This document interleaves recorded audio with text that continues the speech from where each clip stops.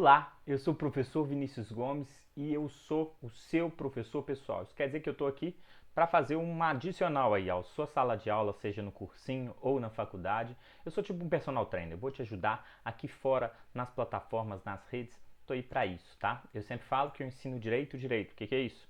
Eu ensino direito não com mágica, eu não sou mágico nem coach, tá? Eu ensino com ciência, com base na neurociência da educação, que ensina como o cérebro aprende, tá? Então com técnicas. E esse é o meu objetivo. Bom, o que a gente vai fazer hoje? Hoje eu vou fazer uma coisa que eu brinco muito com os meus alunos, né? Eu falo que o direito pode estragar qualquer coisa. Ele pode estragar um filme, pode estragar um livro, pode estragar o futebol, pode estragar tudo, novela, qualquer coisa. Ah, pessoas, vai me ensinar a estragar alguma coisa? Óbvio que não. A brincadeira é o seguinte, a gente pode pegar qualquer assunto e vincular ao direito. Por que eu faço isso? Uma fofoca ou qualquer coisa? Porque isso ajuda o aluno. Primeiro, eu torno o assunto mais interessante vinculando a alguma coisa que ele gosta. E esse gostar, ele gera atenção e gera retenção, gera memorização. Você aprende. Segundo ponto, é sempre difícil fazer essa conexão. E fazendo essa conexão eu faço algo meio diferente, algo distinto, algo inovador. E tudo que chama atenção, que é inovador, que é estranho, ele ajuda também na memorização porque ele dá esse start no cérebro para a atenção, que é o que fala a neurociência. É por isso que o seu professor faz mnemônicos, limpe.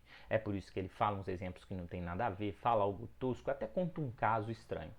É uma técnica de estudo. Então o que a gente vai fazer hoje? Vou pegar um vídeo aqui que eu soltei lá no short do YouTube e no Reels do Instagram, que é uma brincadeira, tá? E a partir dessa brincadeira eu vou estragar. Eu vou explicar o direito penal nela. É bem interessante para te ajudar nessa memorização. Uma forma alternativa, claro, né?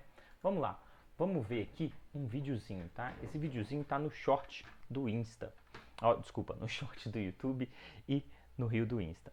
Olha só, esse chocolate aí, ó, que vocês estão vendo, é o chocolate que não é da gatinha, a aluna, que tá aparecendo aí. E a aluna vai lá, ó, e pega o chocolate e vai embora. Bom, o que eu brinquei com os meus alunos, né? Eu brinquei com os meus alunos o seguinte, e aí? A aluna, a gata, ela cometeu um fato atípico? Não é crime? É um fato típico ilícito e culpável? É crime? Ou a gente está falando de um fato típico ilícito e culpável que não é punível? Ou ela está protegida pela excludente de culpabilidade ou qualquer outro tipo de excludente?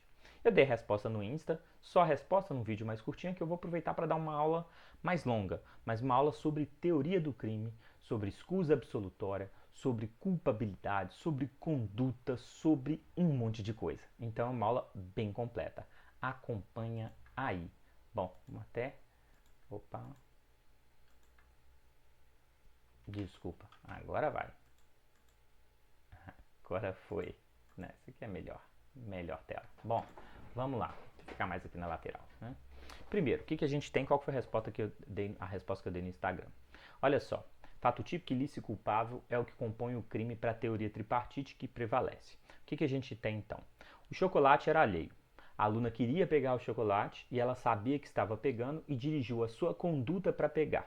Então a gente tem aqui o quê? Uma conduta. Temos o resultado. O chocolate era da mãe dela, ela pegou. Então reduziu o patrimônio alheio.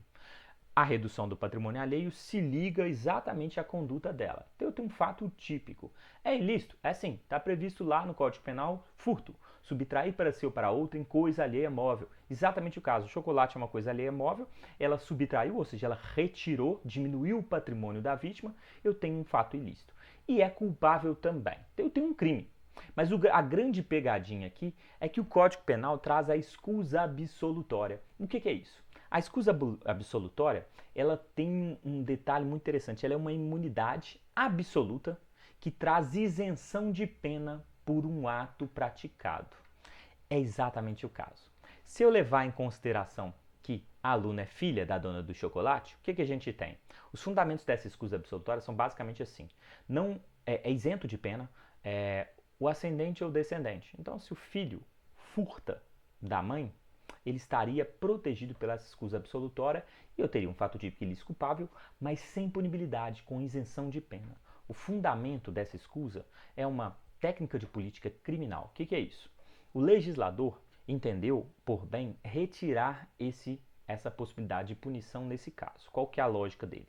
Ele se fundamenta no direito à família, que está lá no artigo 226 da Constituição, e ele faz uma análise disso. Então ele fala assim, opa, Como é um filho furtando da própria mãe, não tem violência, não tem grave ameaça, então não tem muito sentido o direito penal entrar nisso, porque isso é um assunto da própria família, tá? E é um assunto que pode ser resolvido dentro dessa família, pela própria família. É até interessante porque ele vai dentro daquela ideia do princípio da ultima ratio, né? Ou seja, eu só uso o direito penal em último caso, como se identificasse aqui é um problema que a própria família pode resolver. Afinal, o patrimônio é da própria família, não saiu dela e ela tem como resolver isso. Por isso essa isenção de pena. Professor, concorda ou discorda? Bom, não é nem questão de concordar ou discordar. Nesse caso, a escusa absolutória é uma possibilidade, um mecanismo de política criminal. E optou-se por colocar esse mecanismo por entender que a família está mais protegida do que o direito patrimonial. Tá? Então seria essa a ideia. Bom, quer dizer que ele não vai ser punido? Não, só quer dizer que ele não é punido no campo penal. Não se esqueça que a gente tem outras áreas. Penal, civil, administrativo, todos são separados. A gente está falando de crime aqui. Muitas vezes um ato é crime e é ilícito. Mas muitas vezes ele não é crime e é ilícito. Cuidado, tá? Eu sempre cito, até porque é mais chocante, é interessante, né? Que a infidelidade no casamento é um ato ilícito, que descumpre a lei. Mas ele não é crime mais. Né? Então é só isso, a infidelidade não gera crime, é só deixa de ser abrangido pelo direito penal. O que ele está falando aqui é que eu tenho um fato tipo ilícito culpável, portanto eu tenho um crime, mas não vou aplicar a pena porque não precisa de pena nesse caso. Se eu aplicasse a pena nesse caso, eu acabaria prejudicando a família, que é algo protegido constitucionalmente. Então eu deixo que essa demanda seja resolvida pela própria família. Tá? Isso é o que prevalece na doutrina. Parte da doutrina, a parte minoritária, fala que o fundamento principal da escusa absolutória seria uma menor periculosidade desse tipo penal. A maioria dos doutrinadores, dos teóricos, não concordam exatamente porque continua sendo perigoso, né? Furto, subtrair o patrimônio de outra pessoa. Seria mais a questão realmente da família, tá? Então a lógica é um pouco mais essa. O que a gente tem de ponto interessante? O artigo fala em isenção de pena, então isso tem que ficar bem claro. Quando eu falo isenção de pena, de novo, quer dizer que tem um fato típico, conduta, nexo, resultado, tipicidade. Tem um fato ilícito, incide em uma das excludentes de ilicitude, como legítima defesa, estado de necessidade, e é um fato culpável. Então também não incide potencial, consciência de ilicitude, nenhum daqueles elementos.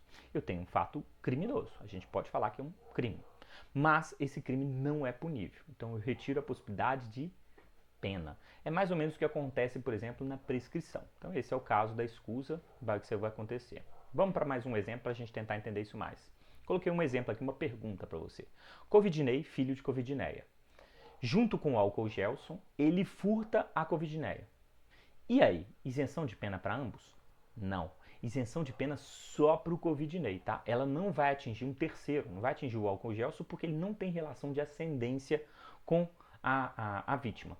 E aqui, de novo, essa escusa absolutória, ela visa proteger esse aspecto da família, entendendo que por política criminal isso pode ser resolvido dentro da própria família e não tem que o Estado interferir. Então essa isenção não é para ambos, isso é muito importante que fique claro. Coloquei o artigo também para você entender. Olha o artigo 181. É isento de pena quem comete qualquer dos crimes previstos nesse título, em prejuízo. O que você vai fazer aí? Ó? Abre o seu vadimeco. Na frente do artigo 181 você vai escrever assim, escusa absolutória, porque a gente tem a escusa absolutória e a escusa relativa, né? A escusa absoluta e relativa. Então é muito importante você diferenciar, porque nas provas eles cobram os temas, né? Os termos. Do cônjuge na constância da sociedade conjugal. Professor, cônjuge aqui eu interpreto como? Né? É um mecanismo que protege, muitos vão falar que a interpretação deve ser ampliativa, mas não vou trabalhar isso aqui porque não é o nosso caso. 2. De ascendente ou descendente, seja o parentesco legítimo ou ilegítimo, seja civil ou natural. Primeiro, esquece a segunda parte, seja parentesco legítimo ou ilegítimo, porque a gente não fala mais em parentesco legítimo ou ilegítimo. A gente só vai falar então em ascendente ou descendente.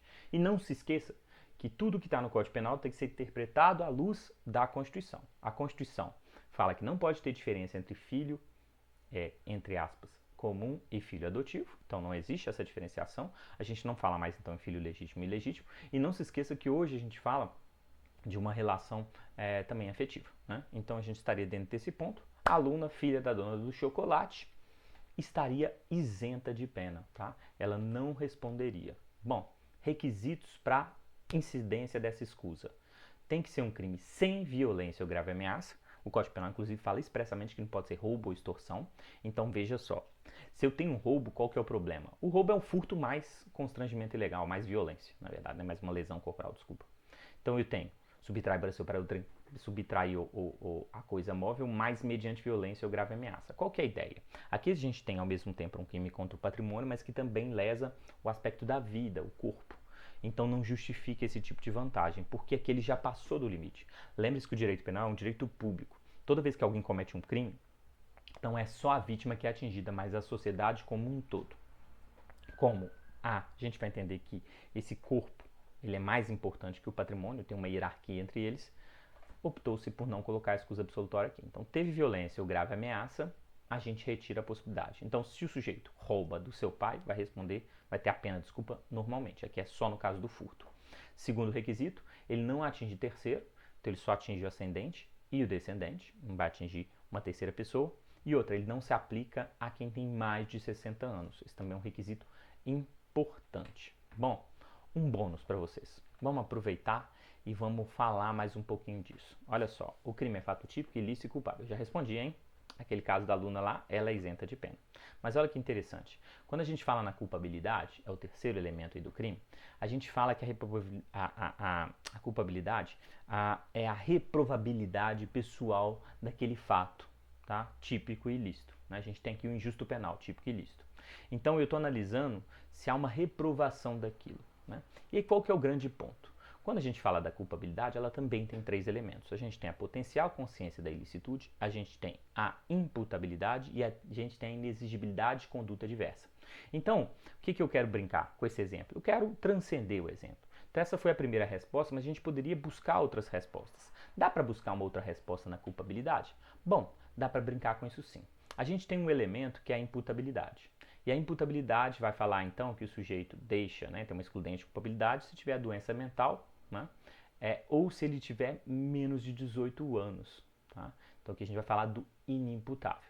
Então, brincando, se a aluna tiver menos de 18 anos, ela poderia ter um fato típico ilícito, mas com uma excludente de culpabilidade. Então, um fato não culpável. Né? Daria para eu falar isso, que é só para vocês lembrarem que toda análise de um fato ela tem que ser feita cientificamente. Você analisa primeiro o fato típico, depois o ilícito, depois o culpável, e você poderia chegar a uma conclusão nesse sentido.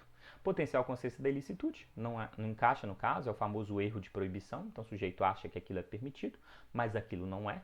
Sempre dou o exemplo lá do holandês, que está lá sentadinho na Holanda, a droga é liberada, ele está usando a droga dele, e ele não sabe que no Brasil não pode usar drogas. Ele vê uma propaganda, Copa do Mundo, Olimpíadas ou qualquer coisa no Brasil, e aí ele se depara com um estádio de futebol, uma mulher bonita e um sujeito fumando um cigarro de palha. Ele não conhece o cigarro de palha, ele fala assim, pô, gosto de futebol, gosto de mulher bonita, pô, e lá pode usar drogas, então eu vou para lá. Ele vem para o Brasil, entra no aeroporto e saca um cigarro de uma droga qualquer, e quando ele fuma ele é pego. Ele poderia tentar não responder por esse erro de proibição. Lembra que a culpabilidade a reprovação daquela conduta? É como se eu falasse assim, ele se confundiu, ele pensou que era permitido e na verdade era proibido.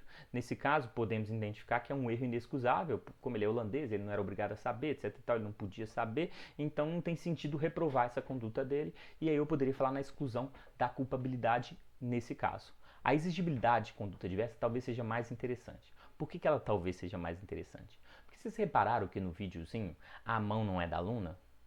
A mão é do professor? Não, claro que não. O professor não faria isso. Não me acusem levianamente. Né? Mas qual que é o grande ponto interessante? Primeiro, a gente pode discutir se é uma coação oral irresistível. Né? Então, se eu induzir ela a fazer isso de uma forma que fosse impossível ela resistir. Né? É claro que eu estou brincando. É uma gata. Né? Então, é difícil de pensar nisso. Mas se você pensar num ser humano, é aquele exemplo clássico de um sujeito que pega a filha do gerente do banco liga para o gerente e fala assim, olha, passa o dinheiro do banco, senão eu mato sua filha. Veja só, é um fato típico? Sim, ele queria pegar o dinheiro e ele sabia que estava pegando direito. Tá? O querer aqui não é no sentido de desejar, é no sentido de fazer uma conduta para retirar o patrimônio de outro, então ele sabia. É ilícito, foi ele que fez isso. A gente tem reprovável, né, num primeiro momento, só que aí o que quer dizer? Pô, qualquer pessoa no lugar dele não faria diferente? É exatamente aqui, ó. Não tinha como exigir dele uma conduta diversa. Era a vida da filha ou o dinheiro do banco. Ele prefere a vida da filha. Eu posso tentar falar que é uma coação moral irresistível e aí teria uma excludente de culpabilidade. O outro é obediência hierárquica. Falo numa próxima aula com vocês. E aqui tem um outro ponto legal também, né? Que é a tipicidade. Né? O fato típico, ele trabalha com conduta, resultado, nexo e tipicidade. Né? Aqui a gente tem pontos muito importantes, né? Porque quando a gente trata da conduta, a primeira pegadinha aqui é que é uma conduta humana, tá? Tá vendo a aluna aí? Luna é gente? É sim, claro, professor. Para mim é. Ela é minha filha. Ai, professor, que ridículo. Tá, não importa se você não concorda. Mas é óbvio que na prática a gente só fala de conduta se for uma conduta humana. Então a gente já elimina a possibilidade de crime se não for cometido por um ser humano. Mas vamos brincar com o professor. Já que o professor considera ela humana, a gente vai considerar ela humana. Se a gente considerar ela humana, a gente poderia discutir aqui, né? Ser humano, eu pus aí homem, consciência e vontade, querer e saber o que está fazendo, né? Saber e querer o que está fazendo, né? Mas qual que é o grande ponto aqui, ó? Olha isso aqui. Essas aqui são algumas excludentes da conduta, tá? A gente tem 3 excludentes da conduta: força irresistível, ato reflexo e ato de inconsciência. Força irresistível, a natureza. Então, por exemplo, você bate em alguém porque você acabou de tomar um raio, pum, é um ato, não, desculpa, esse é um ato reflexo, desculpa. Força da natureza, uma enchente que faz o seu carro atingir outro carro, né? Você atinge outra pessoa. E um terceiro, a coação física irresistível por um terceiro é quando uma terceira pessoa te obriga. Eu brinco em sala de aula assim: o sujeito amarra o cara todo, bota a mão dele no gatilho e aí depois ele vem com a mão dele por cima e aperta o gatilho. Foi exatamente o que tem no vídeo, né? Eu ponho a patinha da gata e a minha mão é que pega, né? Então é como se eu coagisse ela fisicamente. E a coação física elimina a conduta. Então que eu teria um fato atípico. Então, se você trabalhar sobre a lógica que teve uma coação física irresistível, você vai falar então que esse fato é atípico por ausência de conduta. O ato reflexo, dei uma martelada no joelho, o joelho não vai para frente, então seria esse o ato reflexo. E o ato de inconsciência, por exemplo, o sonambulismo. Todos eles eliminam a conduta. Lembrando que para mim a aluna é humano. Mas, se você não tiver a imaginação muito ampla, você for daqueles que é contra as pessoas que tratam animais como gente, você vai falar o seguinte: professor, isso resolve de forma bem clara, tá? Isso é um fato atípico, ausência de conduta, porque a conduta que conta é só a conduta humana, não conta nenhuma conduta a mais. Fechou? Entenderam? Bom, depois vocês me falam se vocês gostaram aí, né? A ideia de brincar com um caso concreto é isso. Eu brinco também com livros, com filmes. Inclusive, se tiver uma dica pra mim, me manda. Tem um meme, vou comentar meme também. Qualquer coisa que você quiser, tá aí. Fechou? Se você quiser um vídeo mais curtinho, tem também lá no Insta e no Short. Até no YouTube eu também coloquei, né, na página, na parte do Instagram pro YouTube. Curtinhas, né? Fechou? Tchau. Até a próxima.